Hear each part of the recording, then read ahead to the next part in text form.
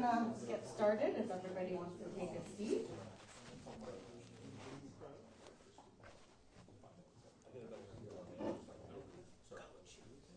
First, I'd like to thank, we would like to thank Faisal for allowing us to use, I think it's on. Yes. Thank you, Faisal, for allowing us to gather here today.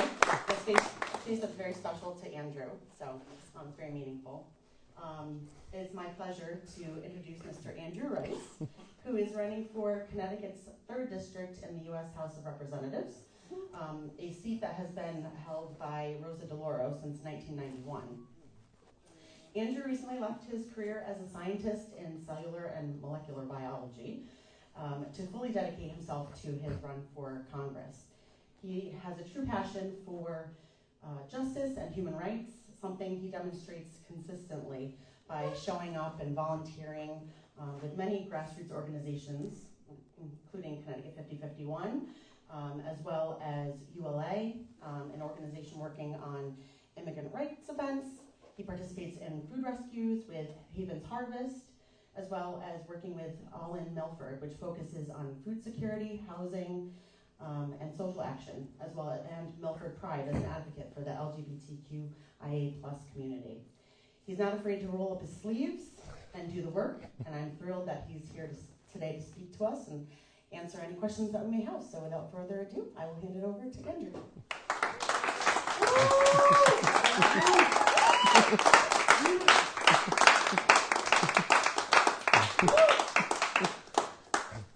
Thank you all for being here today. As Carly mentioned, my name is Andrew Rice. I'm challenging Congresswoman Rosa DeLauro for the Democratic nomination to represent the people of Connecticut's 3rd Congressional District. I really want to give a huge thanks to Connecticut 5051.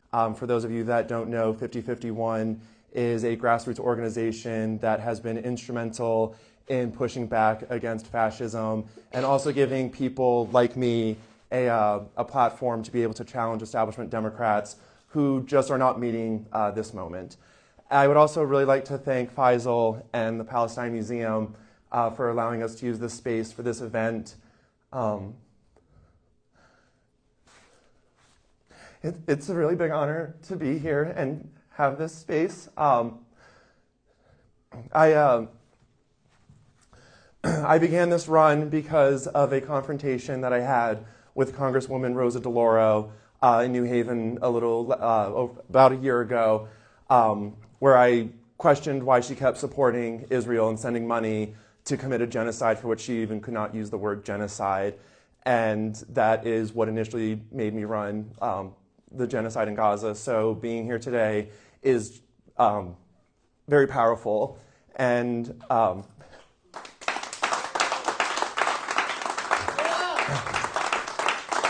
I would just like to have a moment of silence for the people of Gaza and the West Bank, Lebanon, and Iran, who have now been pulled into this genocide, but especially the people of Gaza. So a moment of silence, please.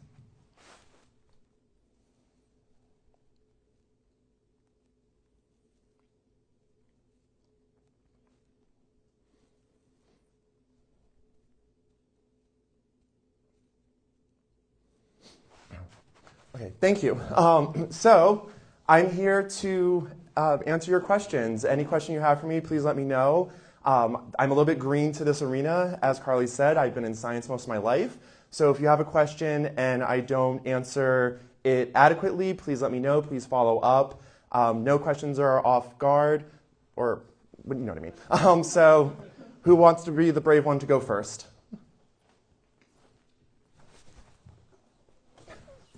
What would you say are some of the biggest issues that you'd focus on if you were to get the seat in Congress? So affordability is a huge issue for a lot of people in our district and across the country. And so I have been across the 25 towns in this district, and the biggest issues that are affecting people are healthcare, education, and housing. And so I'm a firm believer in Medicare for All. I support Bernie Sanders' Medicare for All plan, which would help reduce taxpayer expenditures by $450 billion over a 10-year period while guaranteeing universal health care coverage. We are the wealthiest nation in the world. Health care is a right, and so we need to start treating it as such. If we had universal health care, people would not have to be paying these high premiums, these deductibles, these co-pays. That would be more money in their pocket. The second thing is education. In 1991, when Congresswoman Rosa DeLauro was first elected to the Congress, the Pell Grants could cover around 91% of tuition costs. Today, it is down to 60%. So our students struggle a lot more because they do not have the same financial resources that they had 30 years ago. In addition, the interest rates on student loans is just outrageously high. I personally believe in student loan forgiveness, but we did see what happened. There wasn't enough consensus among the broad public in order to get that over the finish line. So we are proposing at least reducing student loan interest and refinancing it to 1% in line with what the American government gives to the banking system. If banks can get 0.5 to 1% interest on their loans, so can our students who are our future, who are going to bring the ideas and build the world of tomorrow.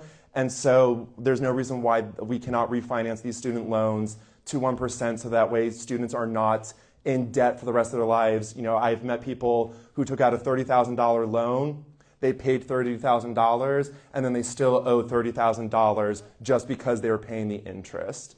We need to, should not be a thing. And over the course of the next several years, we should be pushing for universal education. But in the meantime, people need quick relief. Thank you. Another issue with education, especially on the primary level, is special education funding.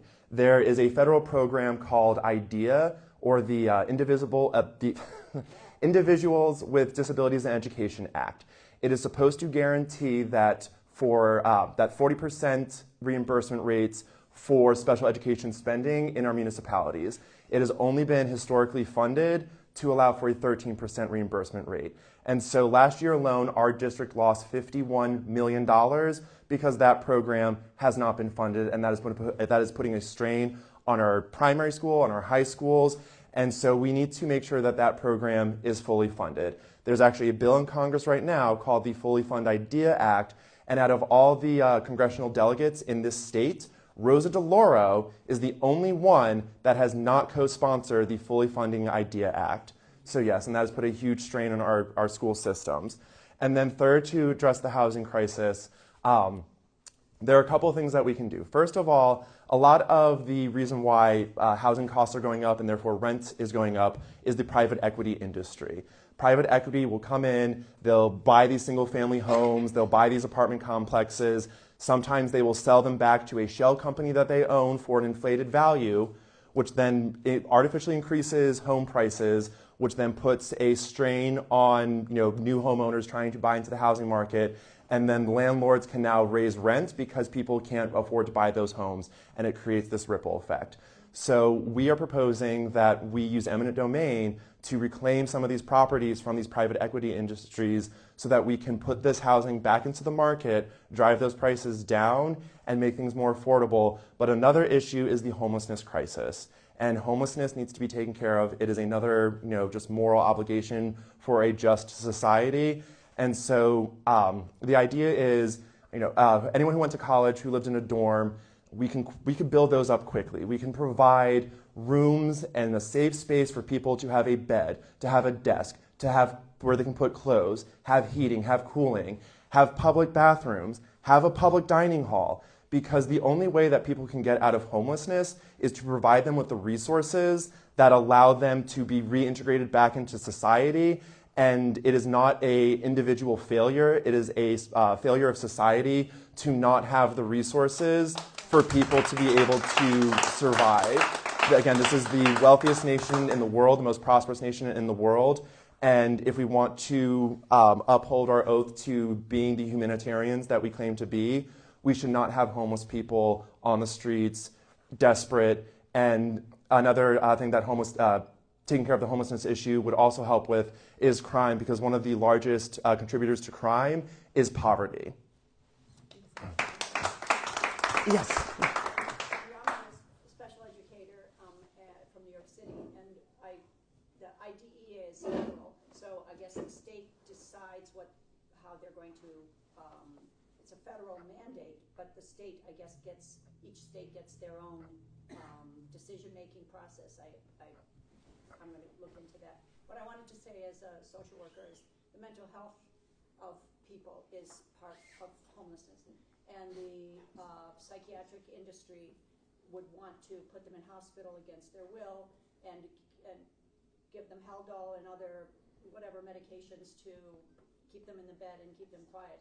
Sorry, I'm not going to go on very long. But the second part of homelessness is to have the social work, the social services, and as some sort of really revolutionary long-term, and then Mom Donnie's going to have to deal with this as well in New York City, to be able to meet the needs of people who have been, for years have been abused and have trauma histories, as we discussed.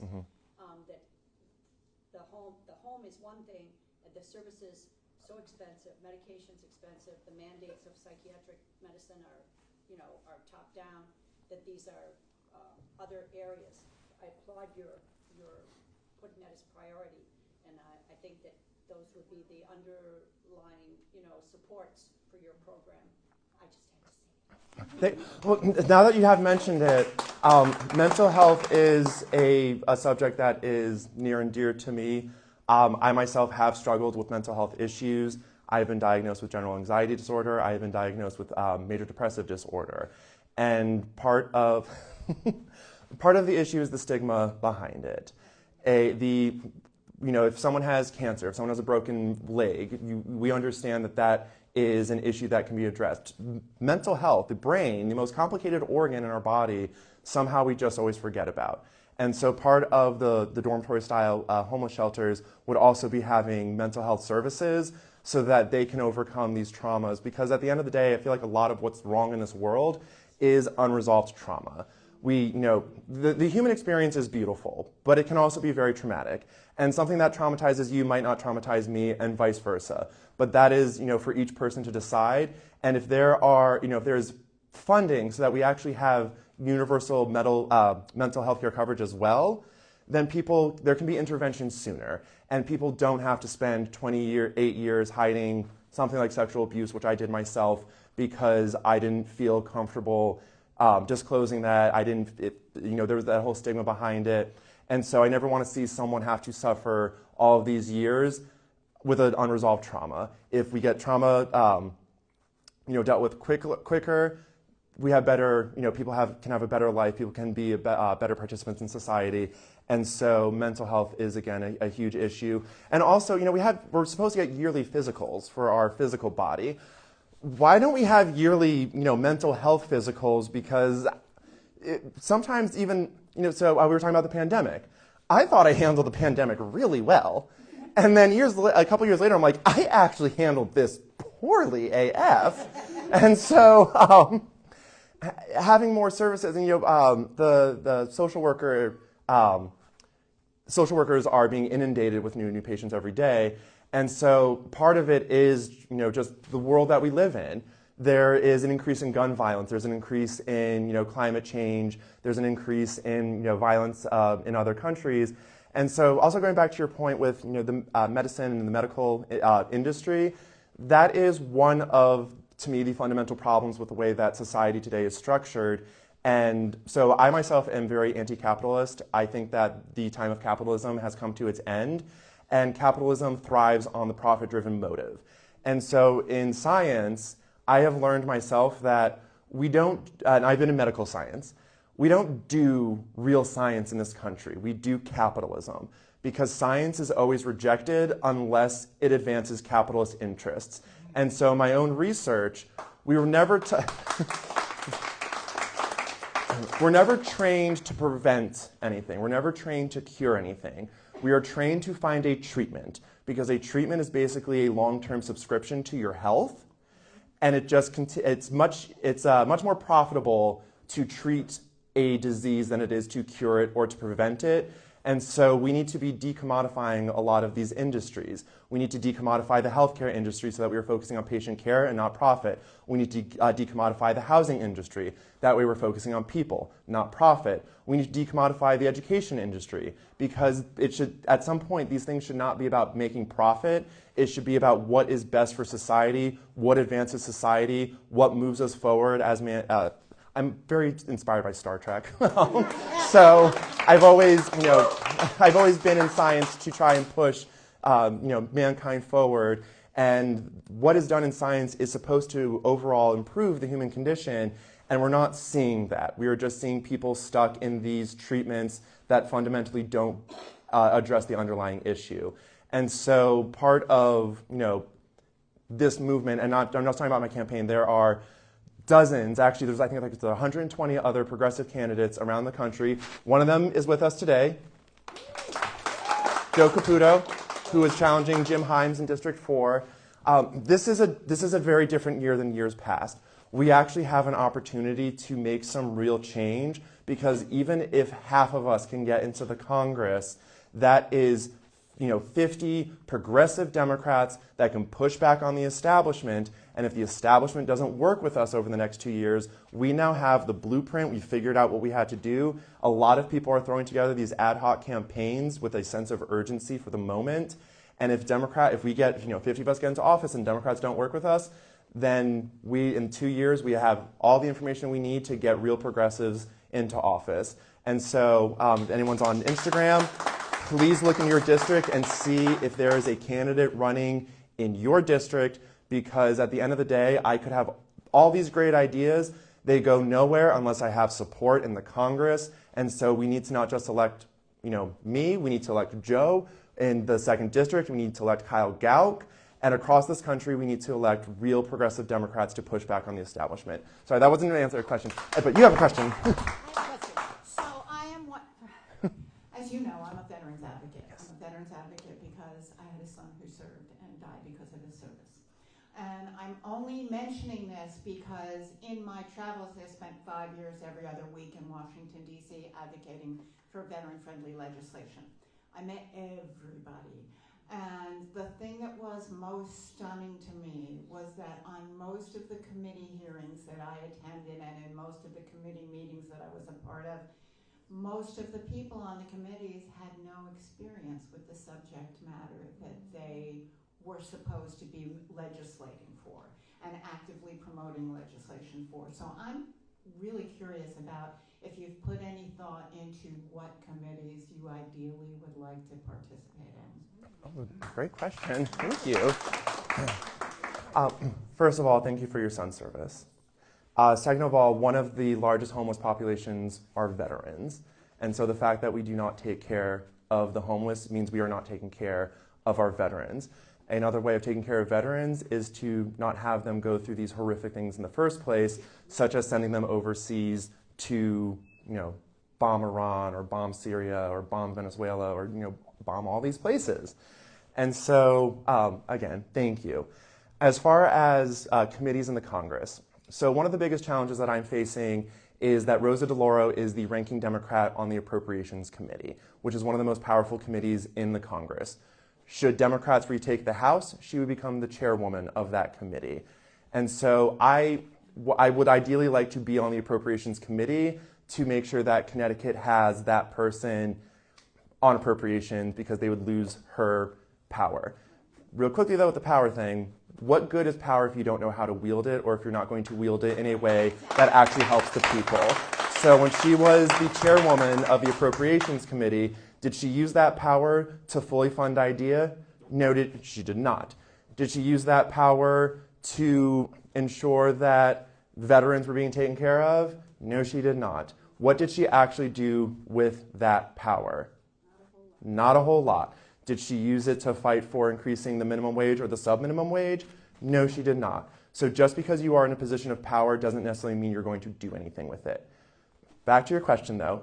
If I'm not able to get onto the Appropriations Committee, science and education are two big areas that I am passionate about. So I would look to be on the Science and Technology Committee and the Education and Workforce Committee.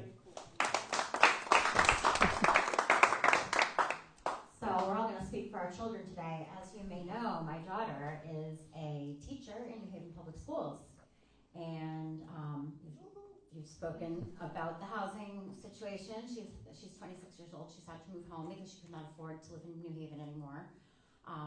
And she is living, very close to paycheck to paycheck. She is paying for classroom supplies. She's buying clothing for children in her classroom who do not have clothing at home. She is taking her time outside of school to drive children places because they do not have a parent to do that for them. She's spending her time and her money really invested for very low pay. So you mentioned you'd like to be on the education committee. What would be your priorities to help these teachers who are really struggling and who are providing so much necessary service to their communities? Thank you. So first and foremost, fully funding the IDEA program. Again, that's $51 million that we lost last year alone. Another thing that we should be doing is, Congress has the power to tax, collect money, and spend, is one of the biggest powers of Congress. We can choose who doesn't have to pay taxes. And so if you are a public school teacher, there is no reason why you should have to pay taxes. Just don't pay, just have it be a write-off that you, as a public figure or as a public servant that is actually doing the hardest job on this planet, being a teacher, a babysitter, a mentor, now a protector, because now teachers have to protect children from gun violence, being a therapist, all of the above. They don't have to be paying federal taxes, and that would immediately put more money in their pocket. But the other thing is we also need to prioritize where we want to spend our money. So we have a $1 trillion imperial war budget. That is $1 trillion that we are sending overseas, and that is why we are seeing what's happening in Iran, why we're seeing the blockade of Cuba, what happened in Venezuela. Because instead of using that money to fund public education, to ensure that teachers have well-paid salaries, that money is going overseas. The other issue is, though, just the overall fact that there's so much wealth inequality in our country. And so another way that we can fund some of these things is if we actually close these tax loopholes that the billionaires and ultramillionaires use to not pay their fair share of taxes. Everyone in here probably pays around 20 to 25% of their income in taxes, and people like Elon Musk and Jeff Bezos, who make billions of dollars a year, pay close to nothing. And that makes no sense. And then the last thing, in the Nordic, I don't remember which Nordic country it's in, but they actually banned private education. And when they banned private education, the wealthy finally had to pay into public education, and test scores, the quality of education skyrocketed in these Nordic countries because they were finally fully funded. Now, I don't think that we can ban private education because that would probably run afoul of the Constitution. And that's always a consideration that you have to take when you're legislating, because the Supreme Court and our courts can strike down legislation. However, if mommy and daddy can afford to send little Johnny boy to a $100,000 private school education, mommy and daddy could probably also afford a $20,000 tax that then goes to a fund that makes sure that we have money for our public school systems. Yes. I would like to follow up directly with that. Thank you for shouting me up. Come on camera. Stay in frame. You can come in frame. Right. This is Vote Joe. for Andrew. This is Joe Caputo. Vote for Joe. So my district contains Greenwich and Bridgeport. So following up on what you just said about private schools versus public funding, we have multiple schools, multiple wealth inequality, and yet many schools in Bridgeport are closing down because they don't have funding. When they talk about running for Congress, they tell us to focus on national issues, but then they tell us to focus on local issues. So today everyone's been talking about the national stuff, the trickle-down power. I want to give you a curveball question. Okay. You're going to yap on this one. Okay. But how can we use this position to build up, trickle up grassroots organizing? I've come from Naugatuck, Connecticut. I know what a small town does when you're right next to a big city.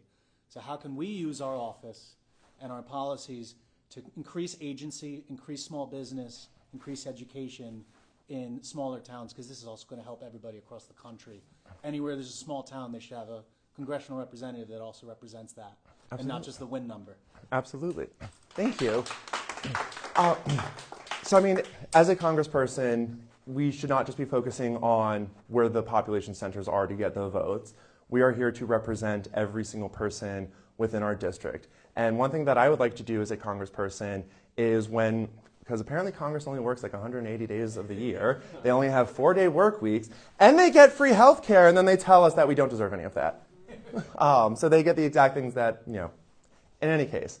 I want to be more involved in the community. When there's recess, when there's weekends, I want to go to these schools, I want to go to these Board of Education meetings, and I want to hear from them directly what they need and always have an avenue where they can reach me. And part of the process, though, is not taking corporate donations, because a lot of times our politicians are spending their time wheeling and dealing with the corporate interests so that they can raise hundreds of thousands of dollars, and they just ignore the small person.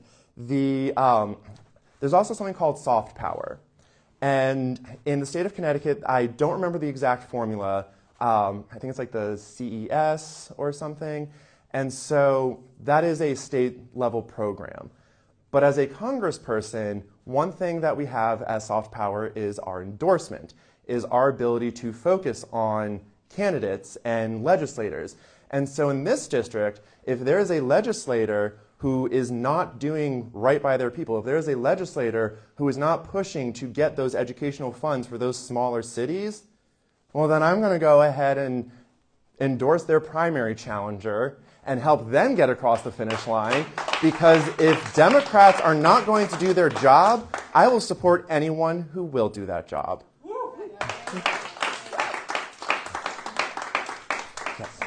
Hi. So you spoke a little bit about the housing opportunity for the unhoused population, which I think is a really attractive concept. I also wonder if maybe it's a little bit grandiose. As the other participant mentioned, and thank you again for your work with the community, there's a lot of aftercare services that are necessary when we put these people up. And I wonder about the expense. So I'm wondering, you in your position, how can you deliver on something like that in a way that isn't going to raise the cost on the taxpayer? Great question. I alluded to a little bit before. One, we spent $1 trillion to send our men and women overseas to bomb and destabilize other countries. In America, we are the most strategically located country on the globe for defense. We have an ocean to our west, an ocean to our east, and for now, allies to our north and our south. We don't need $1 trillion for defense. We need to figure out the lowest amount that we can possibly spend so that we can defend our homeland, but then we free up the rest of that money for programs such as these homeless shelters. Also, the amount of tax revenue that is lost because we are not properly taxing billionaires and ultramillionaires.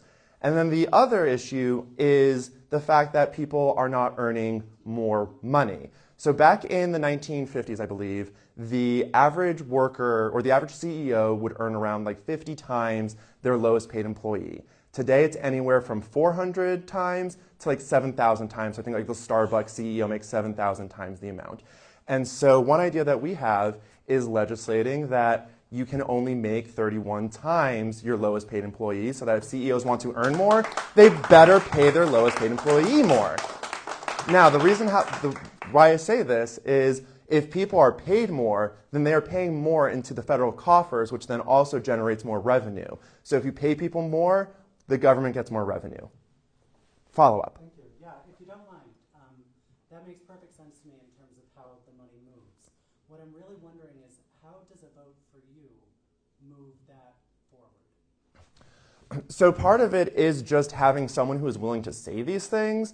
And when people don't hear different ideas and they just rely on the status quo, they don't know that there are other options because they're just so used to hearing, the same long-serving politicians say the same thing over and over and over again.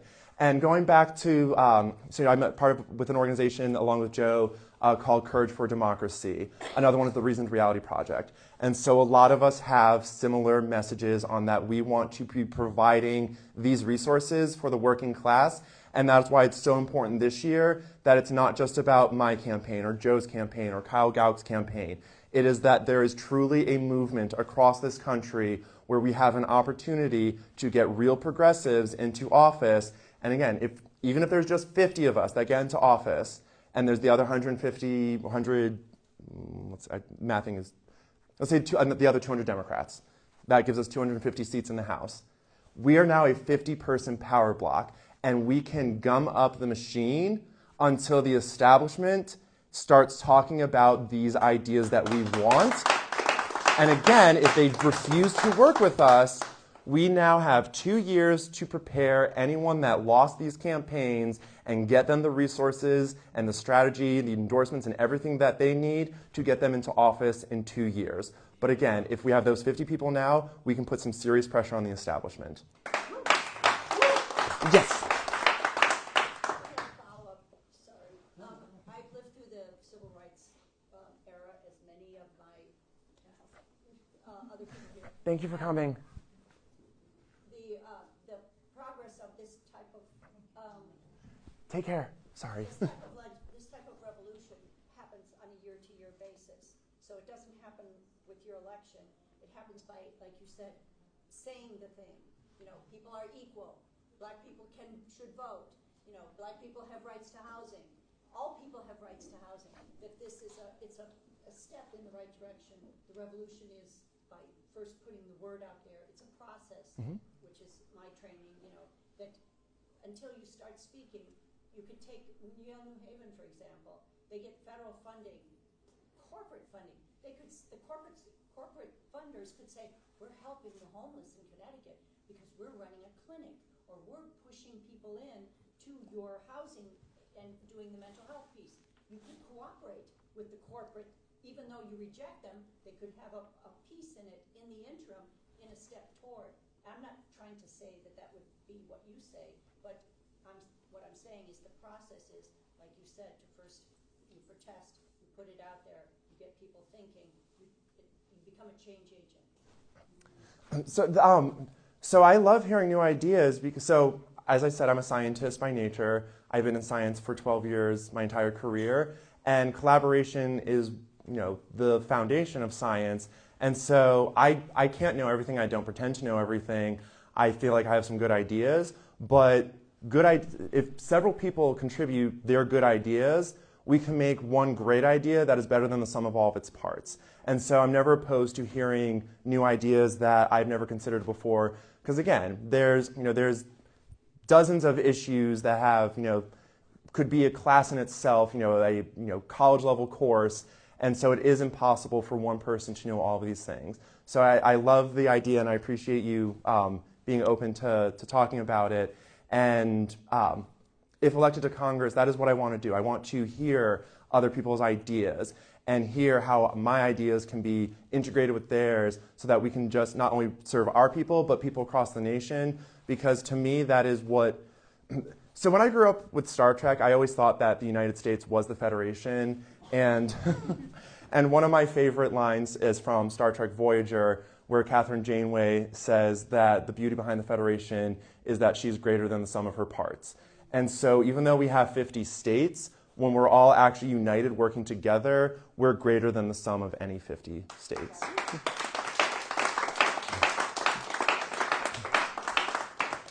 More questions? Yes, Faisal. Apparently, AIPAC has about 90% of the member of Congress under pay, and it costs like $45,000 to buy a congressman, because that's the average amount of money they spend per congressperson. Otherwise, how can we get 35 standing ovations for a war criminal during his speech to Congress? That would have never happened if it was no, effective lobbying and all that. How do we defeat that lobby? That is a great question. For those of you that aren't familiar with AIPAC, it's the American Israeli Public Affairs Committee. and they have bought off a lot of politicians over the past 80 years. Congresswoman Rosa DeLauro is one of them. I believe she has accepted $170,000 from AIPAC alone, but $500,000 in total from pro-Israel lobbyists. And shame, absolute shame. And the other day, the DNC rejected a proposal that would condemn AIPAC money in elections, which just goes to show that the establishment Democratic Party is beholden to AIPAC and Israeli interests. And so, yes. So the only way to defeat them is to replace them. And the unfortunate part is, as a grassroots candidate, Joe can attest to this, a lot of grassroots candidates can attest to this, fundraising is one of the largest challenges for us, because it is easier for someone like Rosa DeLauro to take, $170,000 from one organization and go home and do her job, versus people like us who have to try and get, small dollar donations from a wider array of people. So part of it is getting people to understand that if they want to see change, they also have to have some skin in the game, whether that is, instead of going to Starbucks, if you go to Starbucks every day, skip a day and give to a candidate. If you... Across the street from Starbucks is a gas station. You can buy any size coffee for $1. So buy that coffee for $1 and give the other 6 or 7 to us. I get free coffee there because they like it. Even better. And I think another thing is just having the courage and not being afraid to say that AIPAC is a foreign agency that is beholden to a foreign government, and not falling into the trap of being labeled as anti-Semitic. Because a lot of times people will just say, oh, if you do not 100% support AIPAC or 100% support Israel, that means you're anti-Semitic. No, that does not. That conflates anti-Semitism, and then when there are real acts of anti-Semitism, they are not taken as seriously, because using the genocide in Palestine and conflating that with anti-Semitism, it just devalues actual anti-Semitism. And if anything, what is currently happening in Palestine is causing a rise in anti-Semitism, because the Zionists are conflating the two. The Jewish religion is beautiful, it is peaceful, it is accepting, and Zionism does not represent Judaism. In fact, only 37% of Jews in America identify as Zionists, and so a lot of this is education and political education, talking to your friends, getting them to look at their congresspeople, and if they accept AIPAC money, getting them to support a primary challenge against them, because the only way that these people are going to learn a lesson is if they actually feel that their power is threatened. Each congressman has an AIPAC handler. Yep. And they meet with them monthly, and they write the legislation for them. So there's a representative, I think his name is Van Orden in Wisconsin. He's a Republican, but he has a bill where he wants to ban lobbyists in the hall of Congress, and that is another avenue that we could take, is just banning lobbyists from being in Congress or from giving money. That's going to be a big issue because of the Supreme Court, and corporations are people too. Boo. False, absolutely false. Fake news. But Rosa DeLauro was on a program with Jon Stewart, and Jon Stewart was asking about, all these lobbyists are in Congress, and she just starts laughing. That's not a laughing matter. Policy is affecting people's daily lives, and so instead of having lobbyists in the halls of Congress, we need to have more people in the public in the halls of Congress giving their personal stories and their opinions, and we also need to be having experts. Because in the Constitution, in the Progress Clause, the Founding Fathers wanted science and data to drive our policy, and so we should be having data-driven policy, not lobbyist-driven policy. Elizabeth, you had a question. The corporations are people too, stands from Citizens United. Are you capable of repealing that within the state of Connecticut to take away that power that was given to corporations within our state? Is that possible? So there's something called the Montana Plan, and from what I understand, the state actually has the power to dictate who is or is not a corporation, and so the state could just say that, oh, we don't give you the authority of a corporation, and therefore the Citizens United ruling would no longer apply to them. So that would have to be done on a state level, but that's another thing that you can use soft power for, is that if you have legislators in the state that refuse to do anything with that state power to push corporations and put them in their place, we endorse their primary challenger and we get new blood in who is willing to take on the corporations. I'm fully for, not abolishing, but overturning Citizens United.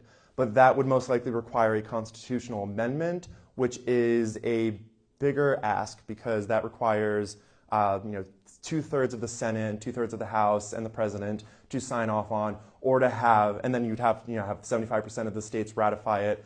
But Kyle Gauck, who is challenging Joe Courtney in District 2, he had a very interesting idea. If you have a corporation that donates $10,000 to Rosa DeLauro, that same corporation has to give $10,000 to a public fund so that we can start publicly funding elections. And so, and this is one of the ideas of collaboration, is I never would have had that idea myself.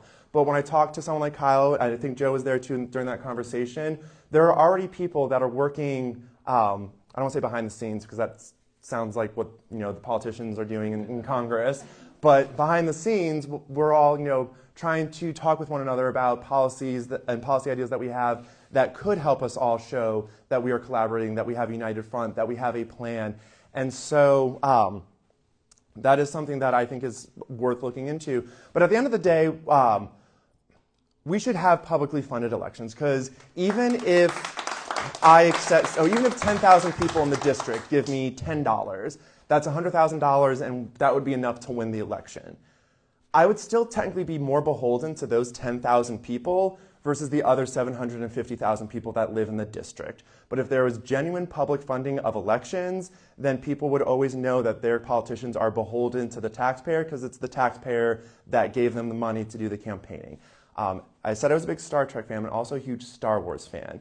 And in Episode 2, Obi-Wan Kenobi says to Anakin Skywalker, it's in my experience that politicians focus only on those that fund their campaigns and are willing to dismiss the niceties of democracy to secure those funds. And so when you have people like Rosa DeLauro, who, in 2024, she accepted $1.7 million of donations. Only 5% of them came from small dollar donors. The rest came from large dollar donations, and over 50% came from corporations. And so when you take corporate money, how can we trust that you are here for us and representing the constituents and not representing the corporations? And so one of the most prominent examples for me is ICE. ICE is a rogue paramilitary operation that has been conducting state-sanctioned violence, and we need to abolish them. They just need to be abolished. There's no reforming them. They need to be abolished. Before we had ICE, we had the Immigration and Naturalization Services. We need something like that to be restored. That can be reformed, but at the end of the day, immigration should be community-based and not criminally based. Being here undocumented is a civil offense. It is not a criminal offense. If an undocumented immigrant commits a crime, we have police officers that respond to crime. If they determine that that criminal is undocumented, they can refer them to the INS for processing. We should not be tearing people apart from their families. Democrats have been just as guilty of using ICE. They have been more polite about it, but they have still been violent, because when you force a child away from their parent, that is violence. And so this is a long way of saying Rosa DeLauro has refused to abolish ICE. She even went as far as to demean 20 of our clergy members in this district, saying not to question her morality about abolishing ICE. And if you are truly Christian, you should be welcoming the immigrant, because that is exactly what the Bible says.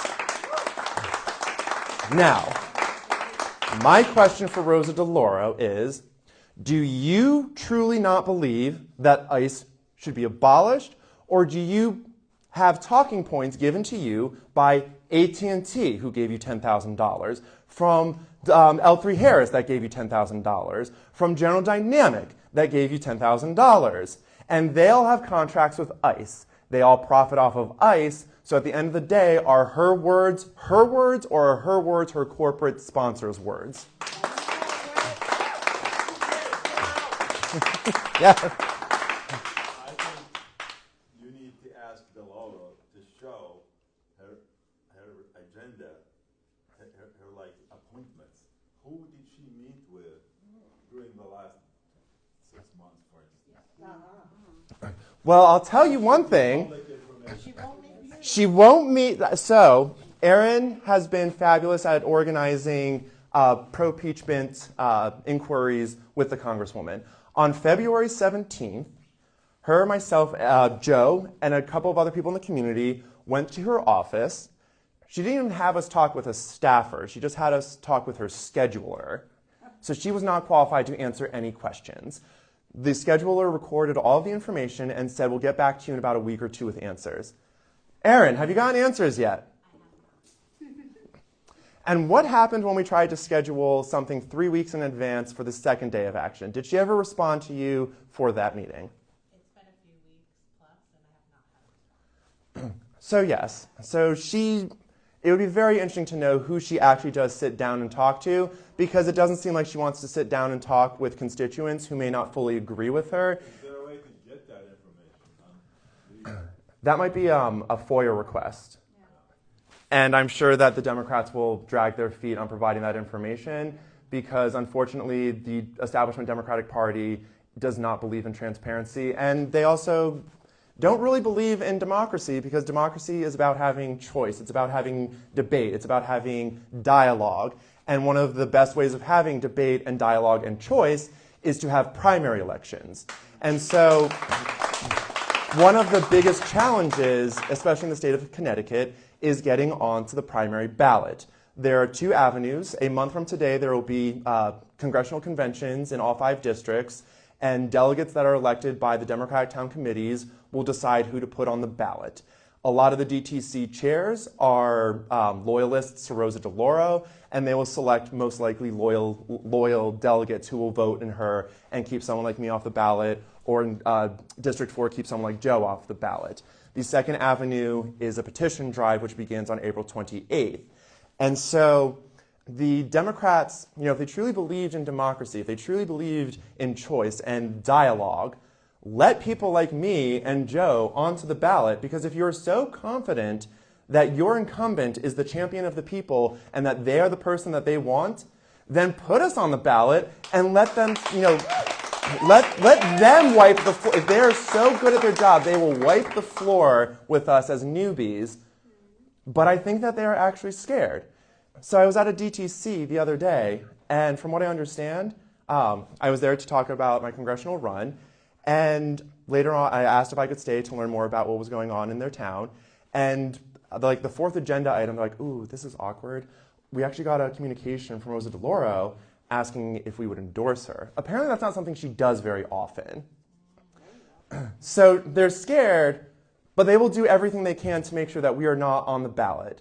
My volunteer coordinator, / my father, him and I have been going to the registrars to make sure we have a full understanding of how we ensure that those those petition signatures are going to stand up to questioning, because in state law, it says, we have to have those petitions in by June 9th at 4 p.m., but Rosa DeLauro and her lawyers can challenge every signature up until the day of the primary election. And then if you look in California, the Democratic Party has been suing the Green Party to fully remove the Green Party from having ballot access. And so when Democrats, call on Republicans and the SAVE Act, which is an atrocious act, they play the same game. They just do it in the primary process, whereas the Republicans do it in the general process.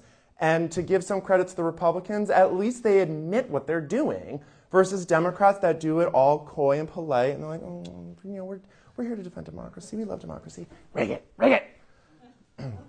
Republicans just come out like, yeah, we're going to rig this shit. We're going to use ICE. We're going to, put ICE in the polling locations to make sure that, minorities are uncomfortable coming out and voting.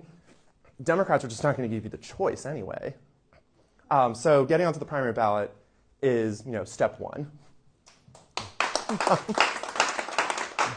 More questions?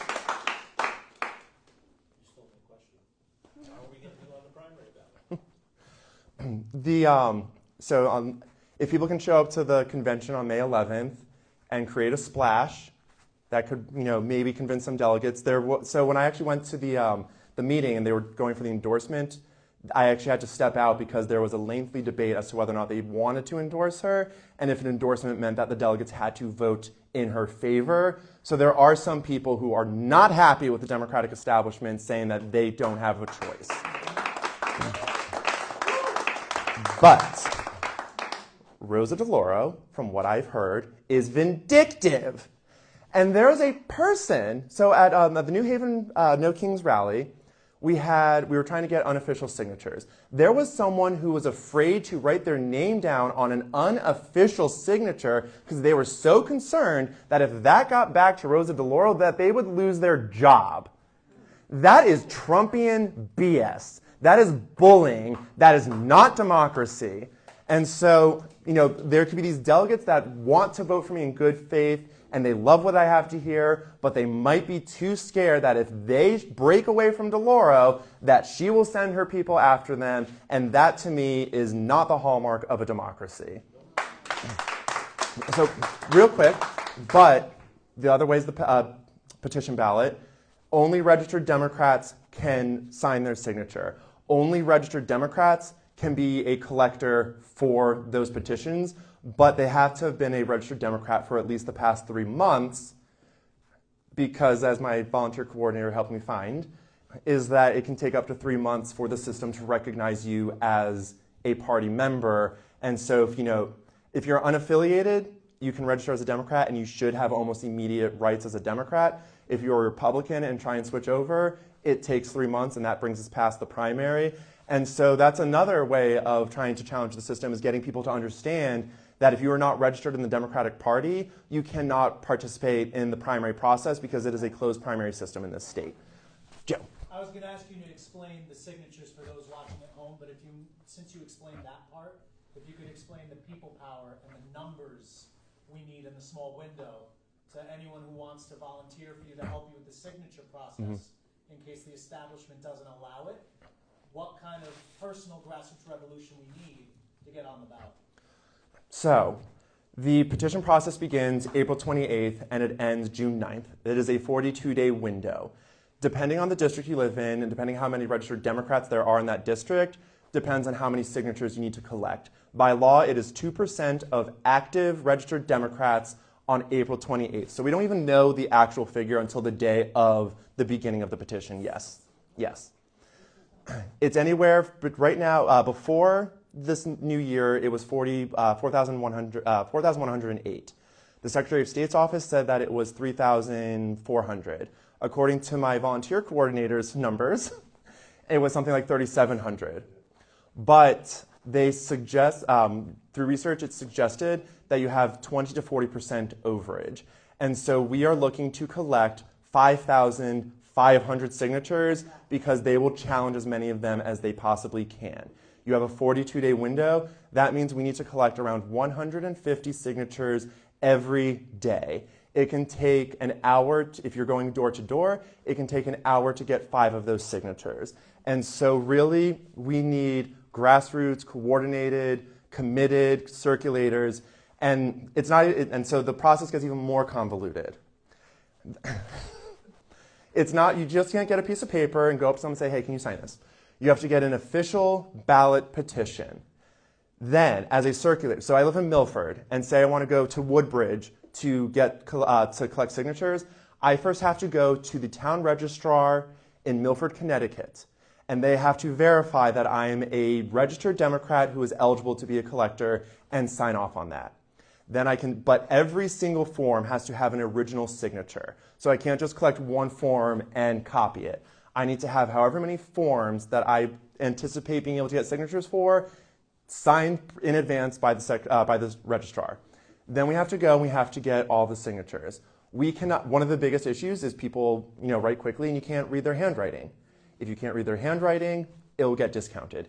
So the collectors, they cannot write in that information. It has to be on the voter. Once you collect all of those signatures, then you have to go to the city clerk to get a notary public to put an official seal on the petition. Now, some registrars have said that some city clerks have said that there is a $5 fee per document. You need it's about 300 pages, so that itself would be $1,500. Some have said that they do it free of charge. So if we go there and it's a different, if someone's different working that day and they say, well, you owe us $5, we need to make sure that all these people who are collecting signatures have the money, that we disclose it to our treasurer, because if we don't, that's an FEC violation that they will come after us for. And then after that, the notary has to sign it, and then you have to go to the registrar whose town you got those signatures from and have them sign it. So each petition page needs 4 signatures to be a qualified document that is then tabulated and sent to the Secretary of State's office. And by state law, the Secretary of State is supposed to have a running daily tally. But they say they often ignore that. It sounds like they don't want you to run. Yes. They like their powered incumbents. They like their proximity to power, but it doesn't even seem that they're doing much with that power because, again, in 2021, 2022, and 2023, we had the presidency, we had the Senate, we had the House, and Rosa DeLauro was the chairwoman of the Appropriations Committee, and what actually got done in those 2 years? Nothing. Nothing. And then the month before the 2024 election, Medicaid or SNAP benefits regenerate their, based off of inflation and whatnot, the benefits that they are given. Kamala Harris and Joe Biden and all the establishment Democrats said the economy is great, you're all doing great. They got $1 extra in SNAP benefits in the change of the fiscal year, and Democrats said that is, good.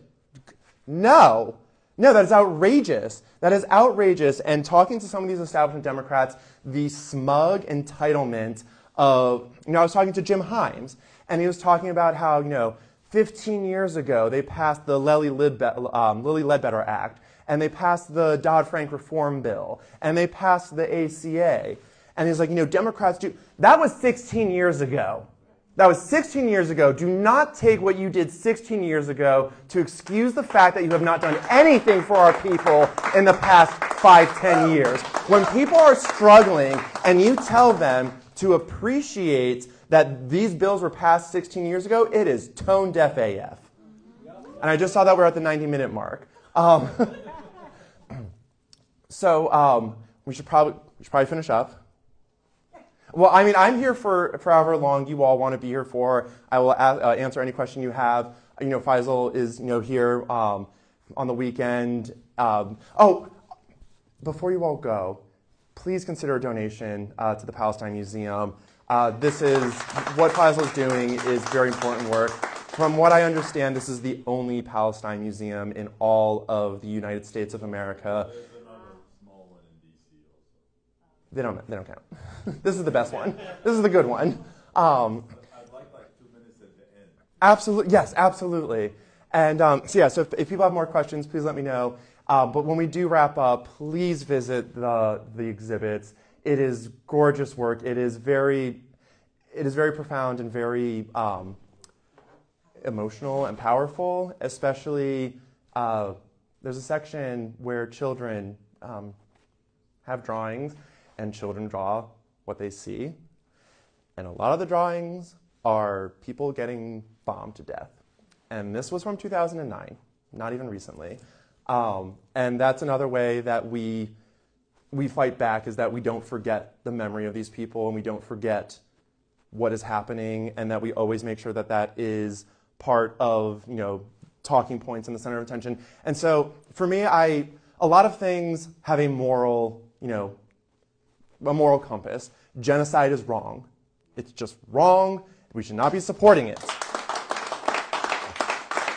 I also understand, though, that when people are struggling to pay their rent, to pay their grocery bills, to pay their student loans, that they might not have the bandwidth to fully understand and appreciate the moral argument of ending a genocide 3,500 miles away when they don't see it daily. And so there's a monetary argument to ending genocide as well. if we didn't send $4 billion over to Israel every year and they get health care, they have education, they have some of the strongest social safety nets. If we just gave that, if we did not give them that money and used it here, that would be $4 billion. And in the past 2 years, we've given $38 billion to Israel to fund this genocide. And if we ended this genocide, that is money back here in our district. That is money in the hands of our teachers, our firefighters, our children, our workers. We can have both. It doesn't have to be either or. It is not mutually exclusive. And a lot of these things, they are not mutually exclusive. You can have the moral argument and the monetary argument, and they are both wins for the American people if we just end genocide and these awful policies of imperial military intervention that leads people like your son, Daniel, to lose his life, for people, to lose their limbs, to go homeless. That's money that we are, instead of using money to destroy countries across the world, let's use that money to build up our own society so that our people in this country can lead the thriving lives that we all deserve in the richest, greatest country in the world. Last question. We have time, yeah. So, two-part question. As we watch over the last 2 years, the most televised genocide ever, there's been conversation that is emerging on the national stage, especially around AOC, where she's just created this new litmus test. And I know your answer from what you said today, but a lot of the people will create this distinction between offensive weapon and defensive weapon that we fund. There's no distinction. Exactly. So thank you. You answered it right away. And the second part is, a lot of times when we talk about all the stuff we've talked about today, whether it's funding schools, teachers, healthcare, our roads, our bridges, people always ask, well, where will the money come from, right? When we just out of thin air created the 4th largest military in the world in the face of ICE, right? We've created an institution that is younger than everyone here. Yep. Mm-hmm. Right? It is literally younger than everyone here, and we created that out of thin air and made it the 4th largest in the world, bigger than FBI and CIA and all these institutions that we've had so far. If you can speak to that when we talk about money. So, quick history lesson. Well, society, fuck ICE, abolish ICE. What is the #1 military in the world? The United States. What is the 2nd largest military in the world? No. Nope. The United States again, because we spend $120 billion on all of the police departments across the country. The 3rd, I don't know. I think it might be China. And then, the 4th is America, again, with ICE. 2 of those militaries are fighting against us. Yes, they are. And that is a reason why we can't just reform ICE. A lot of, the Democrats are talking about, let's put body cameras on them and let's, do X, Y, and Z. It's like, so let's bring them in line with the rest of our police departments that still murder 1,100 people every year. And we have, I do value that, people want safe communities and that police are a part of that. But we need to completely reform the police system. I don't think that we should have, officers who are not trained in mental health or in any sort of violence be the ones leading the charge. We should have mental health officials who are the ones in charge and the police escort for safety. And if a person who is trained to understand what is happening in a mental health crisis decides at that moment that the police officer needs to discharge a weapon, then the person who is actually trained to understand tells that officer that they can use that authority and not just have someone who is gun happy deciding in a moment how they want to handle a situation they are not trained to handle. And another thing with crime is one of the biggest reasons why there's crime is because there's poverty.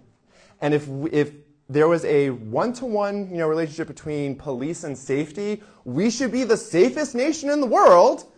Because we have the largest police departments in the world, we have ICE, we have this police state and yet none of us feel safe. So we don't need to spend, the $1 trillion on the war budget. We can slash that at least half and use $500 billion for the programs that we need here at home. We can slash the police department, and instead of having police that buy all this military equipment,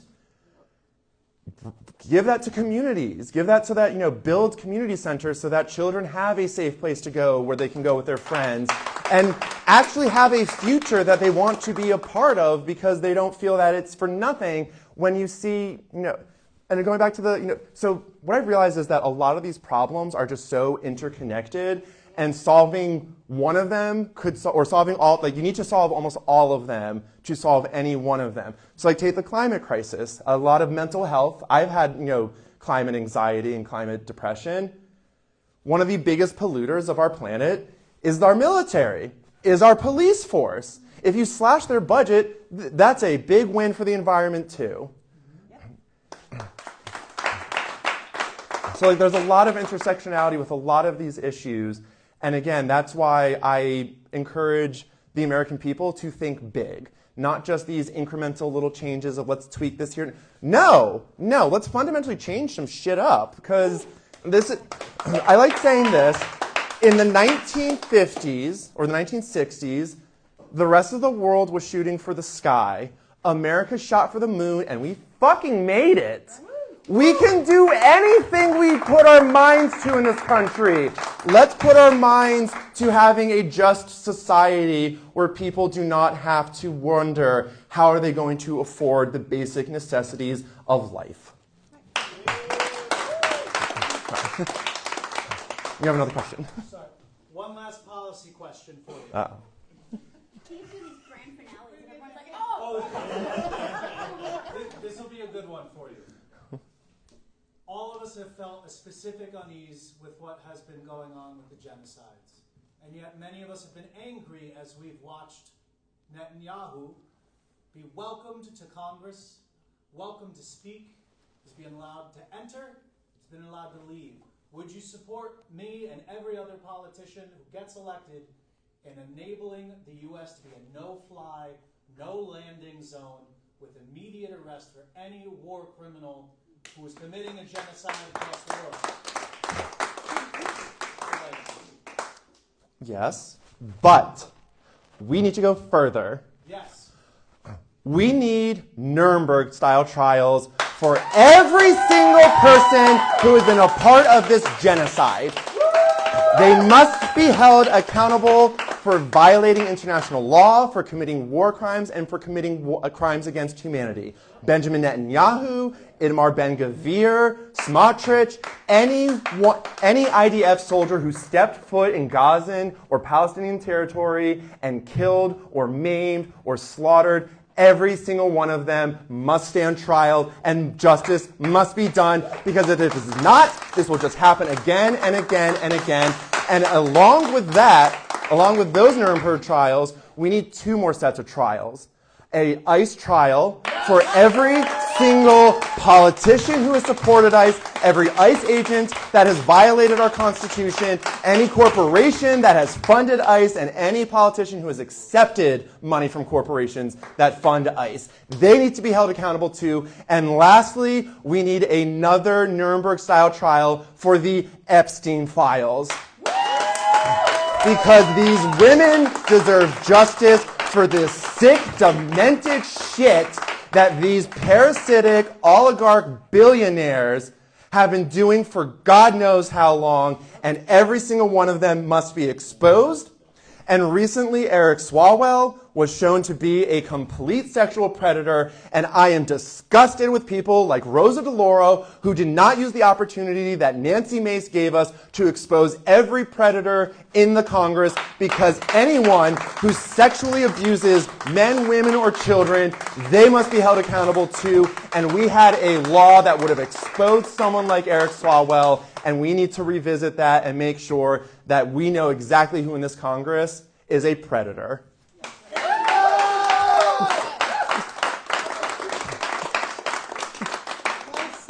Thank you. I need like 2-3 minutes. Yes. Thank you, everyone, for being out here today. I really appreciate it. Again, if you're able to donate to the Palestine Museum, it is a great cause. Files was a wonderful man, and thank you for allowing us to do this here today. Oh, yeah.